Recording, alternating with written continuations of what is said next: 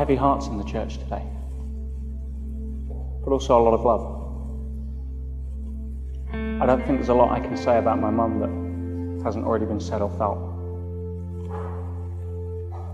She was a very special and unique woman. I'm probably the only person in my entire life that I've known that I can honestly say I'd never heard anybody say a bad word about. My dad was a very different story. And he stood up for himself and what he believed in, didn't make apologies, and didn't quite care for the good opinion of others. My mum always stood up for everybody else and didn't much care, putting herself first. I guess that's what happens when a trainee nun marries a gang-leading teddy boy. It was always going to be an interesting environment to grow up in. But it worked because they never imposed their views on each other or anybody else. Huge amount of tolerance. Although, when I got a caution from the police at 17, I think my mum started to question if I had more of my dad in me than her.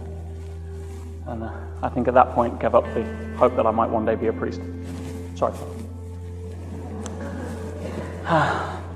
And while I took a lot from my dad, his business sense, his ability to do deals, it was the gifts I got from my mother that really made a difference. Her complete willingness to accept other people for who they were, regardless of their background, beliefs, taught me a huge amount about compassion and fairness, and that no matter how thin you slice it, there's always two sides. She spent her whole life dedicated to the Catholic Church, but in her day job worked with Muslims, Hindus, Somalians, people from all different creeds, Kurds, from all over the place. Many of them I see here today. Thank you. Never pushing her own agenda, never having any other outcome or judgment other than wanting the best for the people she was with. A true servant leader.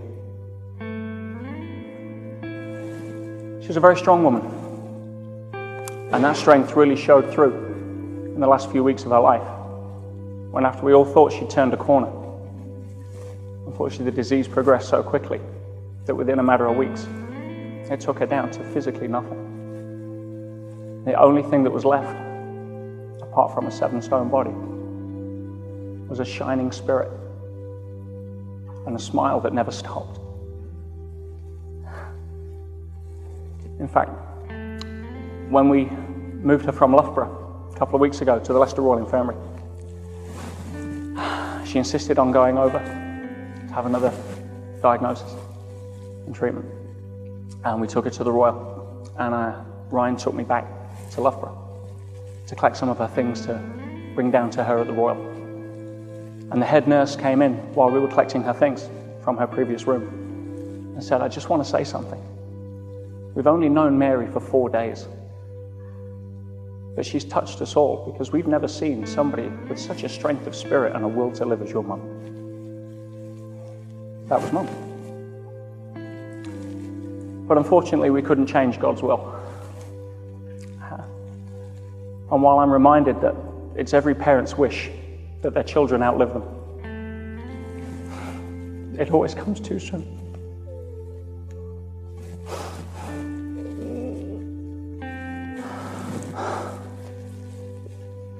As a son, every son always wants to make their parents proud. But I also know that there comes a time where you have to let go of that influence and stand up and lead your own life, but just take the best of the gifts that they gave. There's one thing I want to say, is that we get to choose today the meaning that we take out of something like this.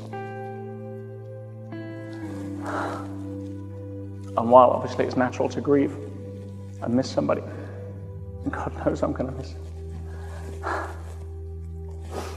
it doesn't take courage to focus on loss. It doesn't take strength of heart to focus on what's not there. And courage and strength of heart were two things my mother had in abundance. Look around. There's not a person in this room that wasn't touched in some way by the love my mother freely gave. And I know this, that if the meaning we take out of this today is that bad things happen to good people, we let her down on everything she believed. So instead, I invite you to celebrate the fact that a woman whose own mother died in childbirth, who grew up in a very hard time, where you worked hard or went hungry, you had to leave school at 14 so she could support her brother and her father. If a woman against all the odds can become such a shining example of unconditional love and kindness, then who are we not to look inside ourselves and find that part of Mary that's within us? The part that would rather put a smile on somebody else's face than our own. A part that would rather do somebody a good turn than a bad. And the part of her that made her who she was and gave us all footsteps in which to follow. So please don't remember her with sadness, but with gratitude for the gift she gave us, and with joy for who she was.